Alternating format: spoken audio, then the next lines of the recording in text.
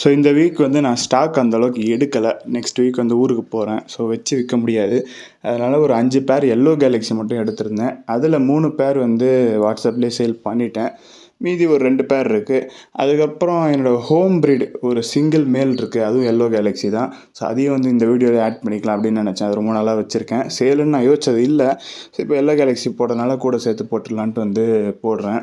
So வந்து 2 பேர் yellow Galaxy இருக்கும். நார்மல் குவாலிட்டியாக தான் இருக்கும். அதுக்கேற்ற மாதிரி வந்து ப்ரைஸிங் வச்சுருப்பேன். 2 வர்றது வந்து பேர் தான், சரிங்களா? ஸோ அதுக்கப்புறம் வந்து 3வது ஹேஷ்டேக்கில் வந்து சிங்கிள் மேல் இருக்கும்.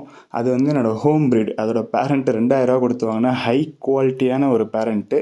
இது வந்து பேபி தான், சரிங்களா? ரொம்ப வந்து சின்ன சைஸ், செமி அடல்ட் அப்படின்னு வச்சுக்கோங்க. பேரிங் வீடியோ கூட நான் காட்டலை. ஜஸ்ட் நார்மல் பிளான்டட் டேங்க்கில் தான் அதை காமிச்சிருக்கேன். இன்னும் போக போக கலரேஷன் பயங்கரமாக மாறும். ஏன்னா அது செமி அடல்ட்டு தான். ஏஜ் எப்படியும் ஒரு 4லேருந்து 5 மாதம் அப்படி தான் இருக்கும்.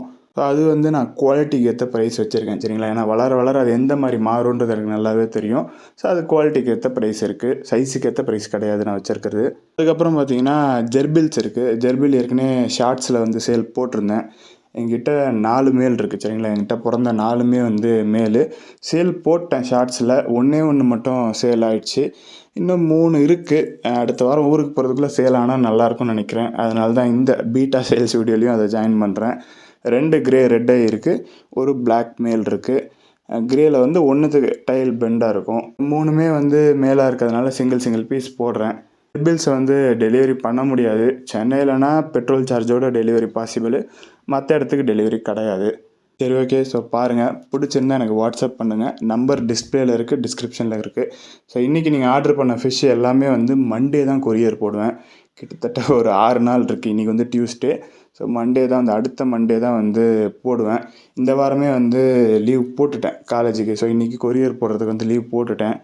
வாரத்துக்கு ஒருக்க தான் லீவ் போட முடியும். ஸோ நெக்ஸ்ட் வீக் வந்து மண்டே கொரியர் போட நான் லீவ் போட்டு உங்களுக்கு கொரியர் போடுறேன். அதேமாரி நிறைய பேர் ப்ரைஸ்ன்னு தனியாக வாட்ஸ்அப்பில் வந்து கேட்குறீங்க. எல்லா ப்ரைஸுமே நான் ஓப்பனாக டிஸ்பிளேலேயே கொடுத்துருப்பேன். கீழே பாருங்கள், லெஃப்ட்டில் இருக்கும். ஸோ அதை பார்த்தே வந்து நீங்கள் ப்ரைஸ் தெரிஞ்சுக்கலாம். ஒரு மீனுக்கு ஒரு நம்பருமே கொடுத்துருப்பேன். ஜஸ்ட்டு நீங்கள் ஸ்க்ரீன்ஷாட் அனுப்பிச்சு இருக்கா இல்லையான்னு கேட்டு பே பண்ணிங்க அப்படின்னா உங்களுக்கு புக் பண்ணுவேன். ஓகே. ஸோ பாருங்கள், பிடிச்சிருந்தா எனக்கு வாட்ஸ்அப் பண்ணுங்கள்.